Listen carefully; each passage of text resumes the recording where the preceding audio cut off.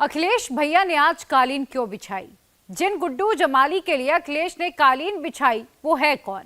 आजमगढ़ में किस डर से अखिलेश उन्हीं को अपने साथ ले आए जिनकी वजह से 2022 में भाई धर्मेंद्र यादव की हार हुई थी। पूर्वांचल में अखिलेश ने पहले अफजाल अंसारी और अब गुड्डू जमाली को अपने पाले में कर लिया। क्या अखिलेश ने यह भाप लिया है कि 80% वोट उनसे दूर जा चुका है, अब वो सिर्फ 20% के सहारे हैं? क्या सिर्फ मुस्लिम फैक्टर से अखिलेश बाबा के सामने टिक पाएंगे? पूरी डिटेल इस रिपोर्ट में देखिए। अखिलेश गुड्डू जमाली को क्यों लाए? लौट के फिर मुसलमान पर ही क्यों आए? चुनाव से ठीक पहले अखिलेश यादव ने गुड्डू जमाली को अचानक साइकिल पर बिठा लिया। क्या अखिलेश यादव को 2024 में 2022 रिपीट होने का डर सता रहा है? क्या गुड्डू जमाली आजमगढ़ में मुस्लिम वोट का बड़ा फैक्टर हैं?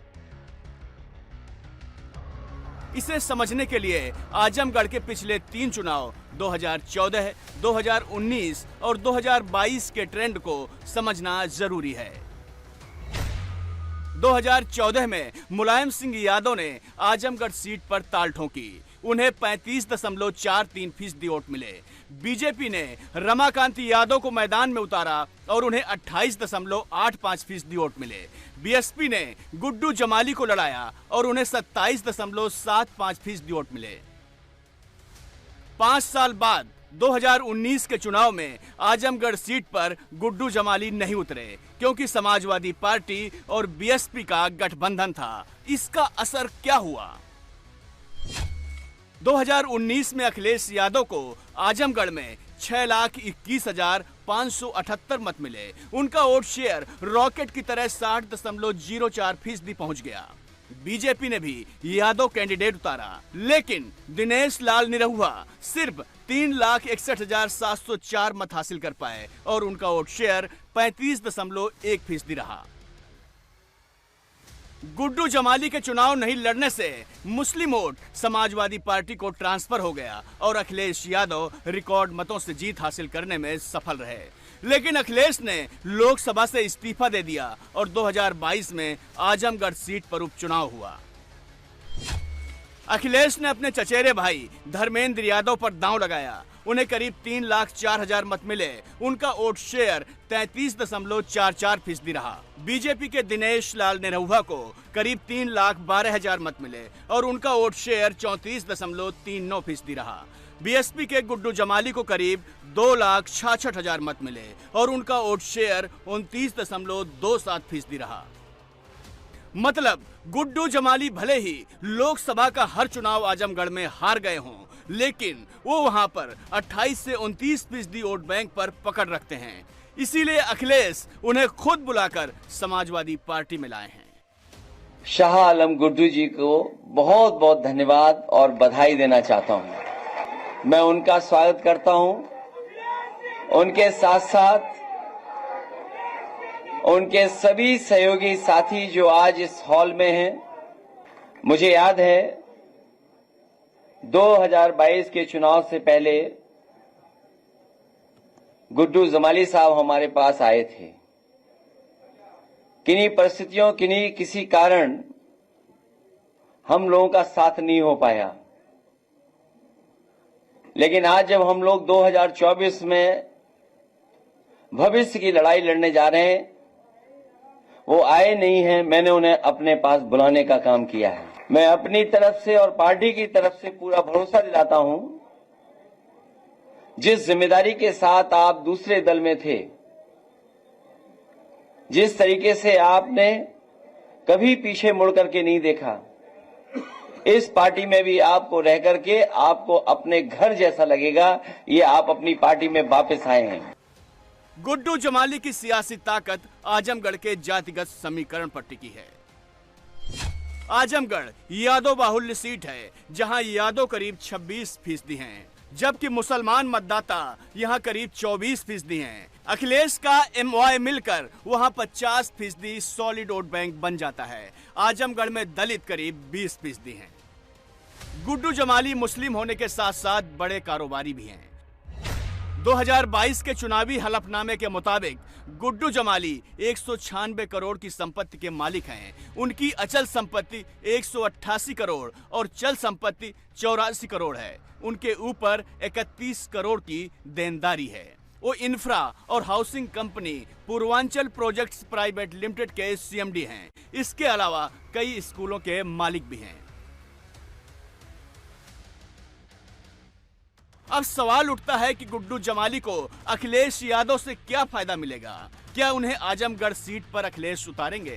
फिलहाल माना जा रहा है कि अखिलेश ने उन्हें विधान परिषद भेजने का वादा किया है। यूपी में कुछ दिनों बाद विधान परिषद की 13 सीटों पर चुनाव होने हैं। ये मैं कहना नहीं चाहता, मगर मैं कहीं लालची आदमी नहीं हूं और न मैं कोई परिस्थितियां देख के कोई सौदा करता हूं। मैं एक पढ़ा लिखा जिम्मेदार आदमी हूं और ये जो मैंने डिसीजन लिया, ये मेरे दिल दिमाग ने इस बात को कहा कि समाज का हित इसी में है। तो मुझे ऐसा लगता है कि आज दो खेमा है। एक खेमा वो है जो इस देश को तोड़ना चाहता, बांटना चाहता है। मुझे कभी लगा ही नहीं कि हम लोग मजहब के नाम पे भी हमको कोई बांट सकता है क्या। मैं आजमगढ़ से आए हुए लोगों को ये बात कहना चाहता हूं कि तुम्हारे इस भाई ने, तुम्हारे इस दोस्त ने ये फैसला किसी लोभ लालच में नहीं किया है, बल्कि ये समझा, दिल दिमाग से ये समझा कि हम लोग being a sincere citizen of country, हमारी क्या जिम्मेदारी है। तो लिहाजा मेरे दिल ने इस बात को कहा कि यकीनन हमें ऐसे लोगों के साथ खड़े होना चाहिए जो इसका विरोध करते हैं और इसको बचाने के लिए लड़ रहे हैं।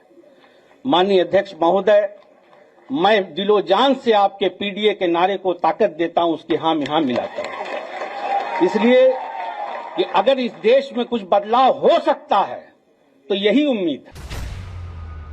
गुड्डू जमाली 2012 और 2017 में आजमगढ़ जिले की मुबारकपुर सीट से विधायक रह चुके हैं। 2022 में उन्होंने समाजवादी पार्टी से टिकट मांगा था, लेकिन बात नहीं बनी थी। इसके बाद गुड्डू जमाली ने AIMIM का दामन थामा, लेकिन चौथे स्थान पर रहे।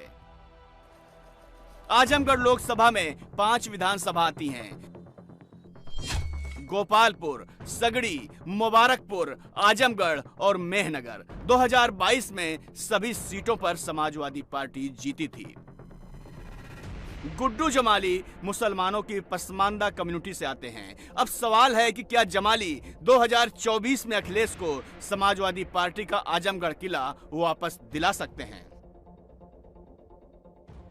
जहां तक पीडीए परिवार की बात है, पीडीए परिवार बढ़ता चला जाएगा। इसी की घबराहट है कि भारतीय जनता पार्टी को पार्टियों को तोड़ना पड़ रहा है। जाने वाले को कोई नहीं रोक सकता।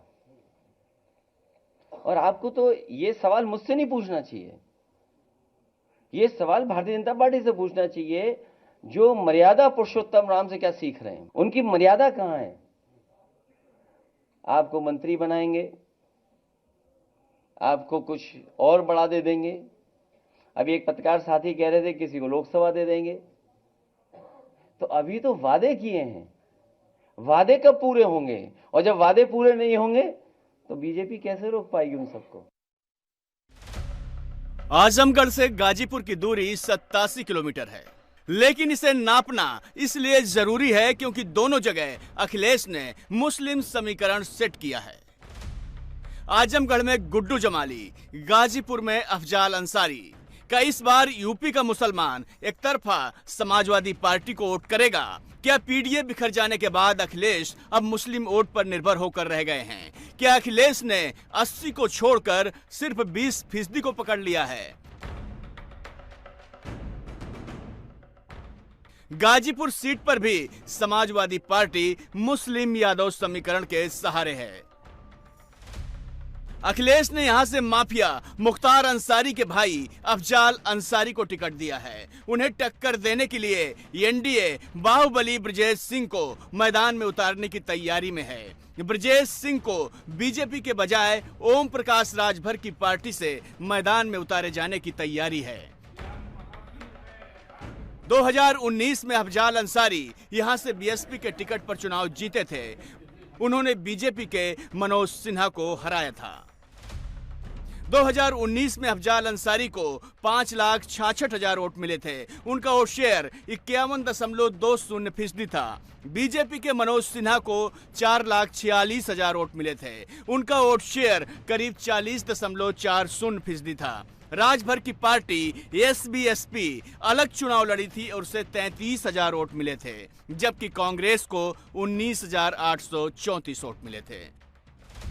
2014 में बीजेपी के मनोज सिन्हा को 3,06,000 वोट मिले थे। उनका वोट शेयर करीब 31.11% था, जबकि समाजवादी पार्टी की शिवकन्या कुशवाहा को 2,74,000 वोट मिले थे। उनका वोट शेयर 27.82% था। बीएसपी के कैलाश नाथ सिंह यादव को 2,41,000 वोट मिले थे। उनका वोट शेयर 24.49% रहा था। आरपीडी के डीपी यादव को करीब 60,000 वोट मिले थे। कांग्रेस के इकलौते मुस्लिम कैंडिडेट मोहम्मद मकसूद खान को करीब 19,000 वोट मिले थे।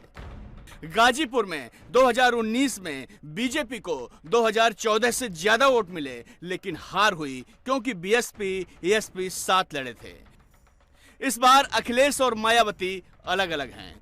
ओम प्रकाश राजभर बीजेपी के साथ हैं, लिहाजा गाजीपुर में अखिलेश का मुस्लिम समीकरण जीत दिला देगा, इस पर संशय है। इसकी वजह वहां का जातिगत समीकरण है।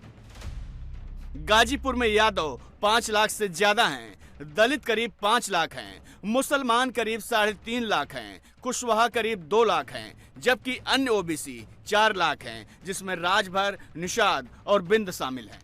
अगड़ी जातियां करीब 1.25 लाख हैं। अगर यादव मुसलमान एक साथ आ भी गए तो अफजाल अंसारी के लिए एनडीए के ब्रजेश सिंह को हराना आसान नहीं होगा। अगर मायावती ने मुस्लिम कैंडिडेट उतार दिया तो ब्रजेश सिंह के लिए रास्ता और भी आसान हो जाएगा। मुसलमान मतों का बंटवारा और अगड़ी जातियों के साथ गैर यादव पिछड़ी जातियों का एक साथ आना समाजवादी पार्टी के लिए गाजीपुर में सबसे बड़ा ब्लॉकेज बन सकता है। गाजीपुर लोकसभा सीट में 5 विधानसभा आती हैं। जखनिया, जहां राजभर की पार्टी का विधायक है, को छोड़कर सैदपुर, गाजीपुर, सदर, जंगीपुर और जमानिया में समाजवादी पार्टी का कब्जा है। लेकिन 24 में परिस्थितियां 22 से बिल्कुल अलग हैं। अखिलेश यादव 20% पर निर्भर हैं, तो योगी 80% को जोड़कर चल रहे हैं। अब यूपी का 80% हिंदू मतदाता क्यों योगी के पीछे खड़ा है? इसके पीछे अयोध्या, काशी तो है ही। योगी की सबसे बड़ी ताकत कानून व्यवस्था है, जो अखिलेश की सबसे कमजोर नस है। योगी के 7 साल में कोई दंगा नहीं हुआ। बड़े माफिया अंदर, ऊपर या यूपी के बॉर्डर से दूर हैं। बहन बेटियां अब बेखौफ होकर नौकरी और स्कूल जाती हैं। सरकारी योजनाओं का लाभ बिना भेदभाव के सबको मिलता है।